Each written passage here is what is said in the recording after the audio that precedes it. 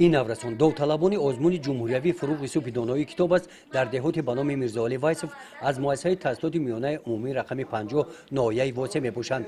به دوره یکمی آزمون با تیاری همه‌جانبه آمدند. دوره اول طبق نشاندادهای در نظامنامه پیشنهاد گردیده در مکتب راه اندازی کرده شد. رفتی آزمون نشان داد که آمادگی اشتراکچیان نظر به سال گذشته باز هم جدیدتر گشته است. ملکه و سیاحت اشتراکچیان سال گذشته دور ولایتی آزمون جمهوری فروغ یوسف دانایی کتاب است میباشند. امسال آمادگی بیشتر دیدند. طول 3 سال است که در آزمون جمهوری فروغ یوسف دانایی از روی نمینه خواندن و از یاد کردن ادیبان معاصر تاجیک اشتراک میکنم. پارسال من در دوره ولایتی آزمون جمهوری فروغ یوسف دانایی اشتراک کردم. در آنجا حکمان ها به من گفتند که یعنی اثر نثری تو کم است و من حالا به خواندن رمان ها، پاوست ها و حکایه ها مشغول هستم و کوشش میکنم که امسال در دور ولایتی یعنی جای نمایان را اشغال کنم و به دور جمهوری را خط یابم. سال سیوم می باشد که من در این آزمون اشتراک میکنم و پارسال تا دور ولایتی راحت یافتم و رو هفتاده نشدم و میخواهم امسال نیز از روی ادبیات خواندن و از یاد کردن آثار ادیبان کلاسیک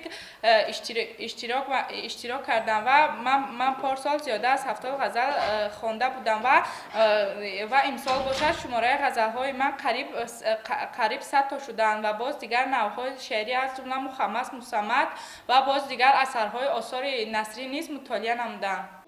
در ناحیه وسط در گرد مؤسسه‌های تحصیلات میانه عمومی در دور مکتبی آزمون شماره داوطلبان نهایت زیاد شدند. این رفت برگزاری دور مکتبی آزمون جمهوری در مؤسسه تحصیلات میانه عمومی رقم 50 دهات به نام رودکی میباشند. اعضایان کمیسیون آزمون، دیرکتور مؤسسه، معلمان کسبی برای راهخط به دور ناحیوی با سوال و جواب و سنجش قابلیت ملکه دانش از بین داوطلبان برای بهترین ها را انتخاب نمودن شرایط های مساعد را فراهم آوردند. نسبت به سال گذشته خواهشمندان و دوستداران کتاب زیاد شدند. در این آزمون قریب 120 نفر خواننده اشتراک نمود که از اینها 6 نفرشان به دور دوم راه خط گرفتند. یادآور باید گردید که در آزمون جمهوری فروغ یوسف دانایی کتاب است. سال گذشته از ناحیه واسه 6 نفر سزاوار جایهای سیوم و افتخاری گردیده بودند. گزارش خواجه نظریف خدای نظر ظهروف از ناحیه واسه برای برنامه اطلاعاتی نوید.